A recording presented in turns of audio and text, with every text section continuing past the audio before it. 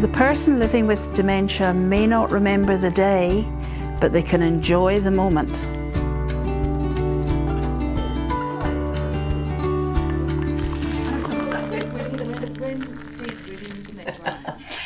How do you all look after yourselves and your physical and mental well-being?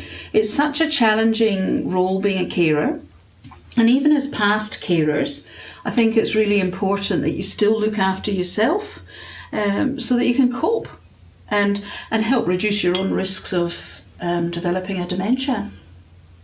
As a past carer, I think it left a huge void after Graham passed away, because even though he was in residential care, I was visiting every day, and my caring role didn't cease at the time he went into residential care.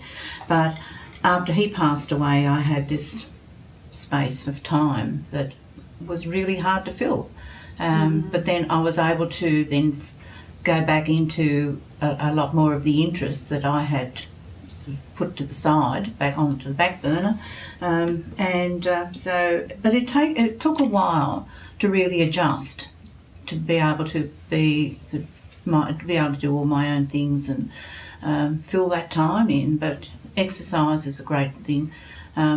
Sometimes I'd walk, sometimes I'd pound the pavement, depending on the mood. But yeah, so I found that was a good release of stress, health benefits, and but I was able to then sort of take up some of the other interests, and since then I've extended into doing a few other community things as well. So it's just a matter of being able to fill the time in and make it worthwhile, so to speak.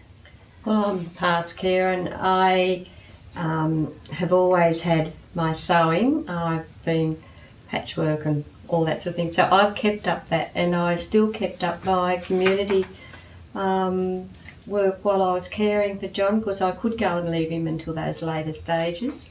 I found particularly my sewing was always my solace for my brain, because even when my mum was dying, I'd come home from Dorrigo and sit down and sew for an hour at night, and that's always been very good. Plus I garden, and then I didn't have a problem, after John went, with nights, because he worked for 31 years as manager of the bowling club. So I was used to my nights on my own, so that I didn't So find. that wasn't a big adjustment? That wasn't for me, even though he'd been retired for 18 years or something. But most other people find those nights a big problem. But I didn't, because that was always my time after kids had gone to bed for all those years. And but now I just kept up my garden, started walking again, and I've always been quite a busy person. Energetic, I'd say. Yeah, and even though with the caring role there was a huge amount going on, I still couldn't exist solely on John. I had to have those outside things to keep my brain sane, I think. Well, that's the way I looked at it. Yeah. What about you, Stuart? What do you do for yourself? Well, Pound the pavements. that's right. Yes, we often see Stuart out walking. trying to keep my weight in control, and if I can get back to about 73 kilos, well, I think I'll be able to chuck all the tablets away, like I did once before. And no, but even when I was caring for Marilyn at home, I used to make a point I would not miss going to the rifle club on a Sunday. Even that was, I'd only be away 4 or 5 hours, but it was the circuit breaker. I got away, and I think carers, people that come into the caring role have to be told that they've got to have some other outlet where they can get away. It might only be 2 hours, but you get out of it. You've got to make use of respite. Yes, that's important. I know sometimes it's a bit hard to get respite, but no, if you don't have some other outside interest, I can see you would collapse very quickly. You isolate yourself. It's a very isolating Well, it is. condition. People don't realise when something happens to your partner, like all of a sudden she ended up in a wheelchair.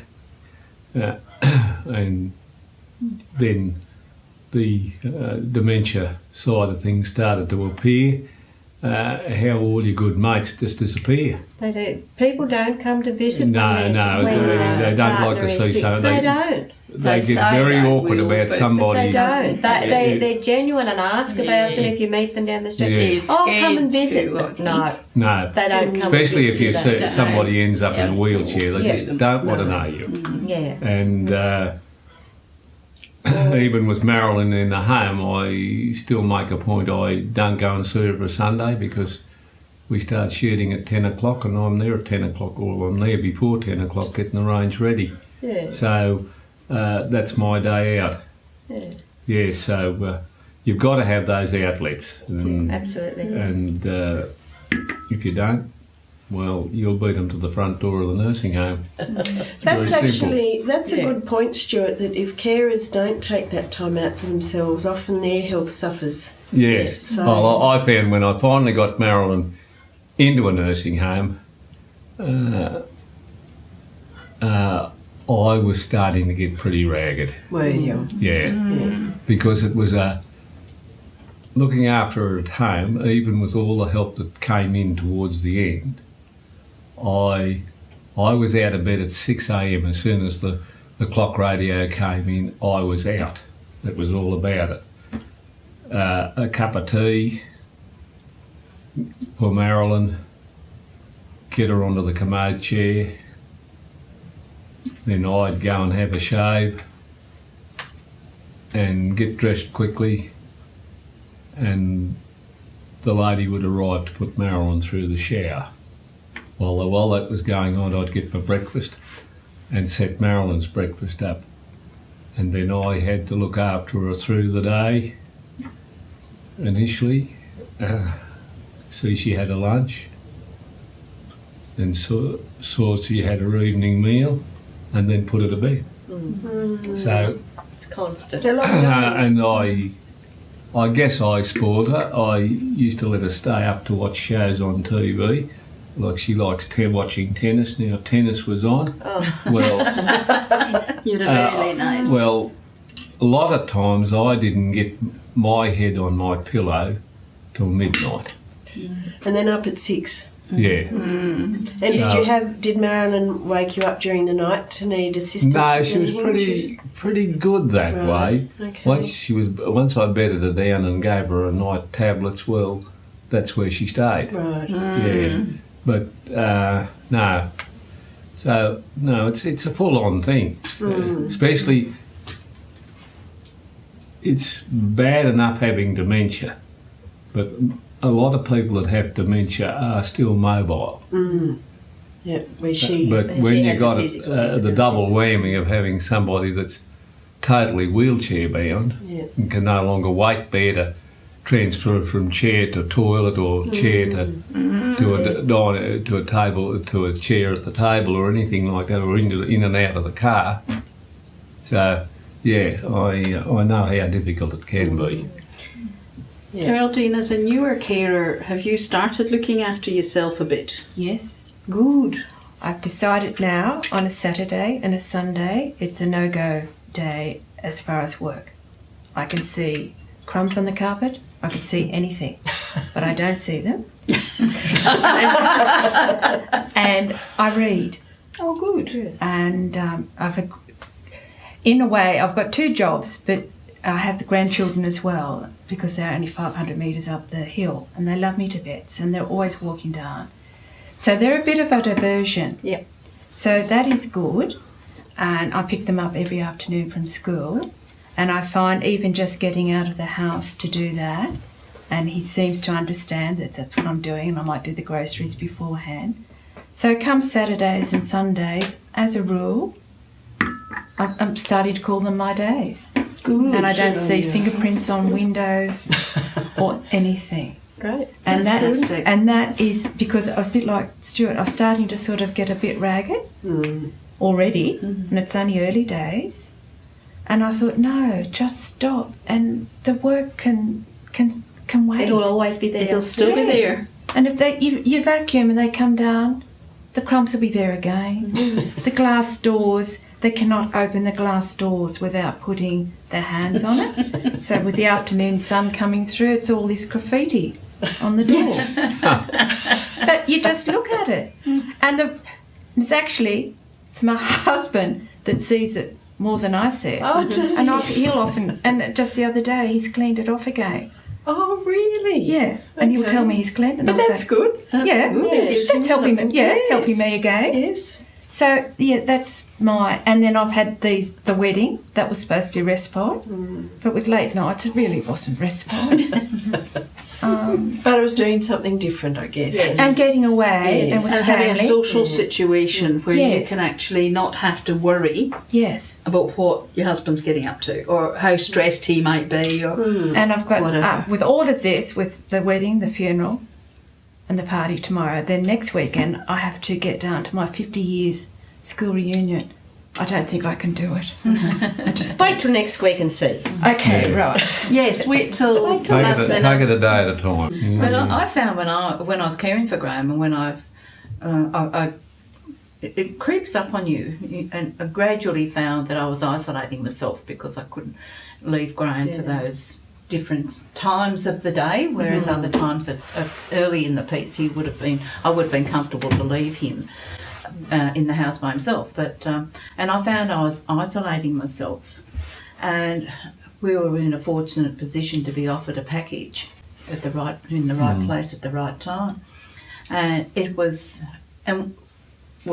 my choice, I guess, at that point. But I chose to accept the package, and that was really good because that meant then that gave me a chance to reconnect with friends or interests. Otherwise, it was getting to the point where I wasn't really able to leave Graham at all.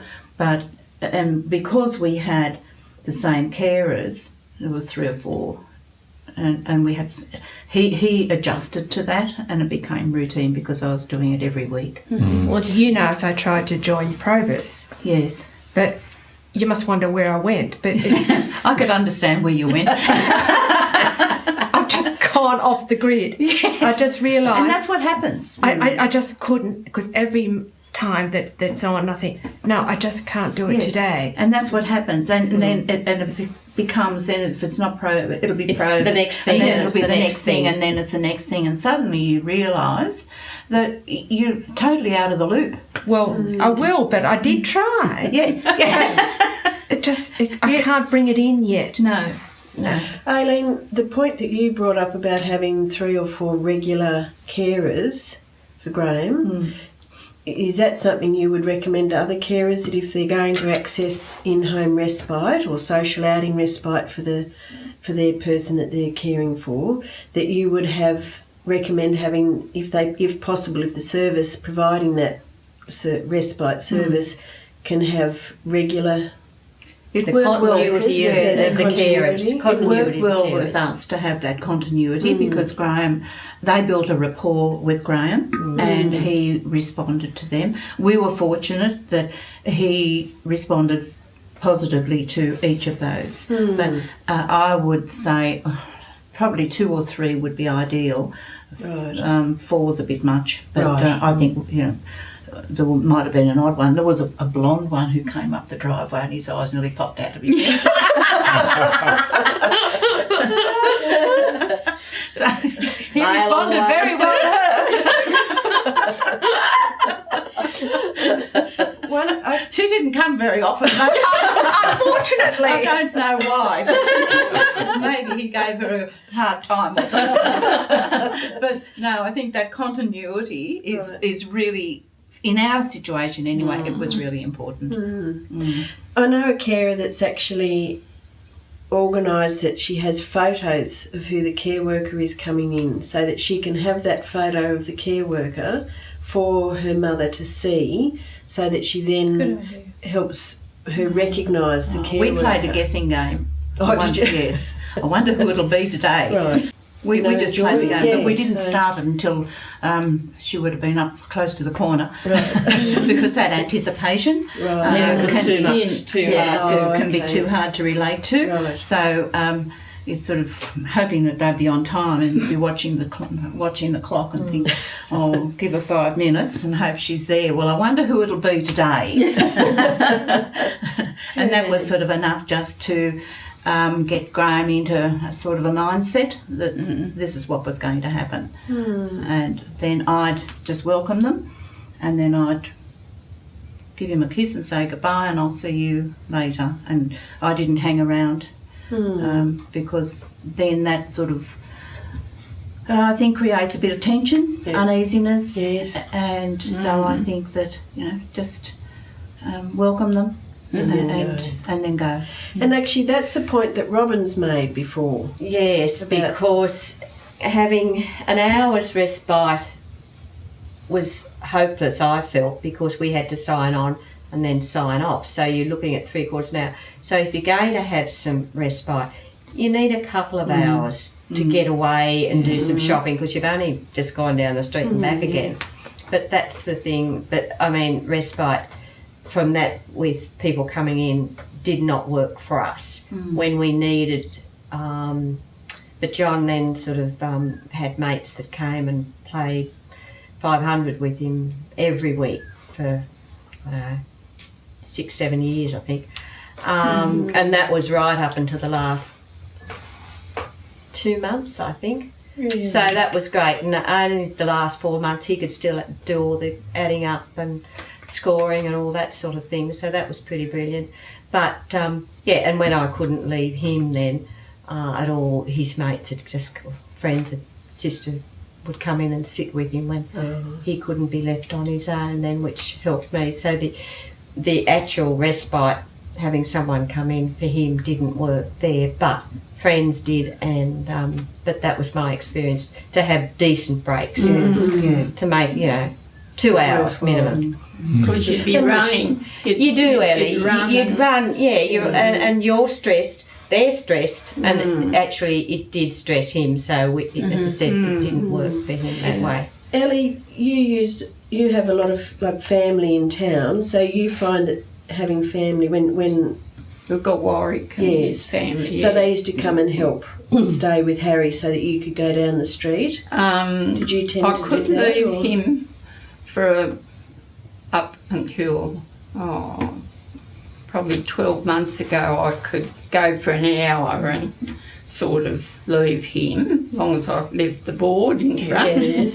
And but then the family had come, the grandchildren, and they really understood all about it. And they're great even now with him.